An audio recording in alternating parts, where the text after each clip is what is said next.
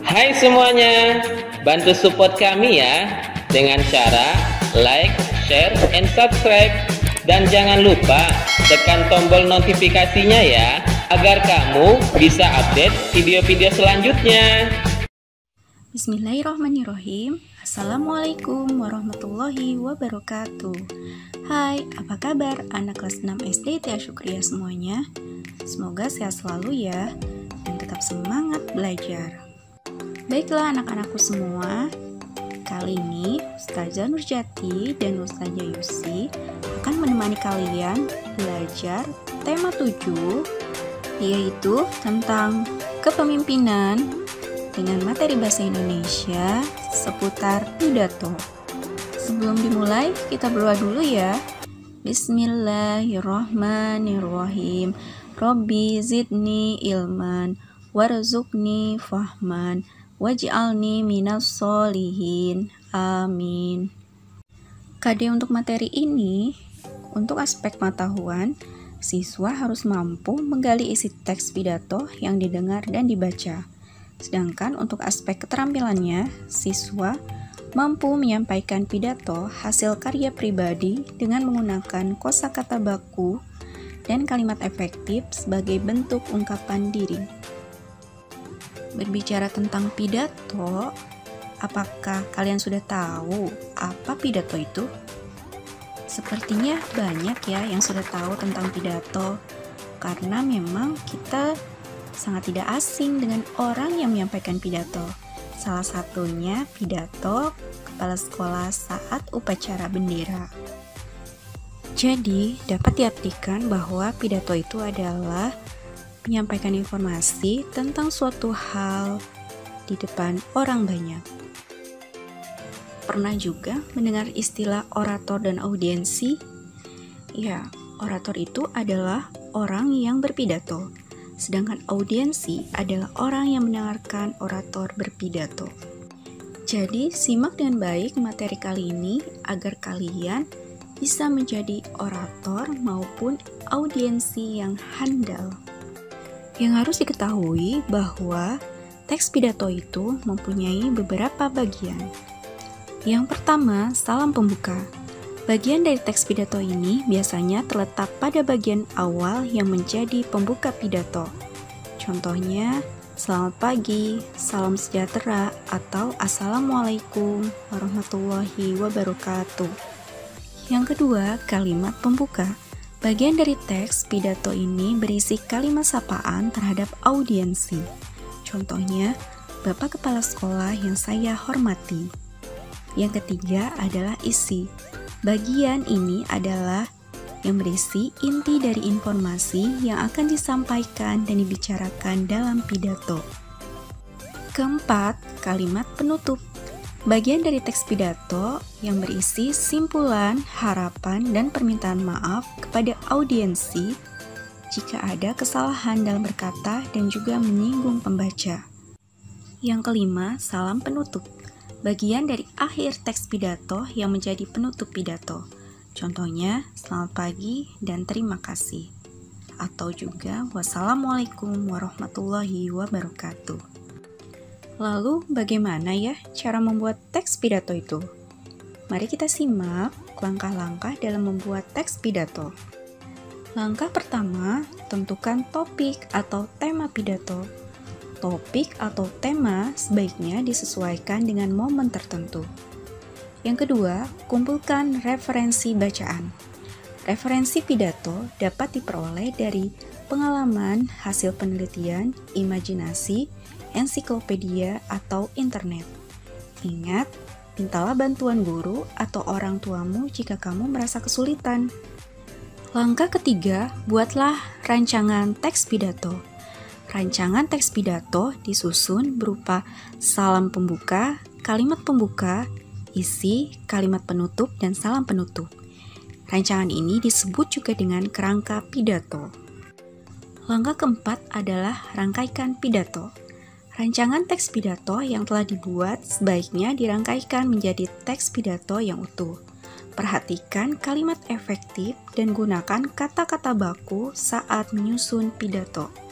Yang terakhir, langkah kelima, latihan membacakan pidato. Berlatihlah membacakan teks pidato yang telah dibuat. Saat berlatih, perhatikan pelafalan dan intonasinya. Dalam menyampaikan pidato, ada 4 metode. Yang pertama, metode impromptu, yaitu metode pidato yang dilakukan secara langsung tanpa adanya persiapan terlebih dahulu.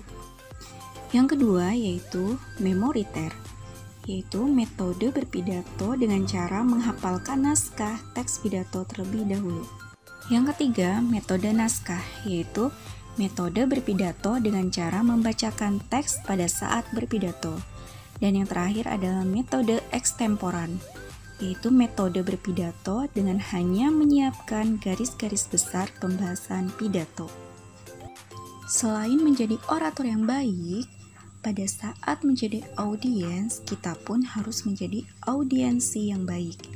Caranya yaitu, yang pertama, fokus terhadap isi pidato. Yang kedua, mendengarkan pidato yang disampaikan dengan baik. Ketiga, mencatat hal-hal penting dalam pidato. Dan yang keempat, menuliskan kesimpulan dalam pidato. Baiklah, kita sudah menyimak bagaimana menjadi orator yang baik dan juga menjadi audiens yang baik. Sekarang kita simak ya contoh dari menyampaikan pidato. Assalamualaikum warahmatullahi wabarakatuh. Yang terhormat Bapak Ibu Dewan Juri Pidato Peringatan Hari Kemerdekaan, yang saya hormati Bapak Ibu Guru serta teman-teman yang saya sayangi. Puji syukur marilah kita panjatkan kepada Tuhan yang Maha Pengasih dan Penyayang, karena dengan karunia-Nya kita dapat memperingati Hari Kemerdekaan Indonesia yang ke-75 dengan berbahagia meskipun dalam masa pandemi. Perkenankan saya untuk menyampaikan pidato kemerdekaan agar dapat menjadi energi bagi kita semua. Hadirin yang saya hormati, bangsa Indonesia telah melewati perjalanan yang panjang untuk menjadi bangsa yang besar, berkeadilan dan berkedaulatan. Butuh banyak perjuangan dan pengorbanan untuk mempersembahkan kemerdekaan. Tugas kita saat ini adalah harus tetap mempertahankan kemerdekaan dengan cara mengisinya dengan hal-hal yang positif. Kita harus bisa menjadi generasi penerus yang mampu membawa bangsa ini menuju kemajuan dalam berbagai bidang. Sebagai pelajar, tugas kita adalah belajar sebaik mungkin agar kelak kita menjadi penerus bangsa yang mampu mengharumkan nama bangsa.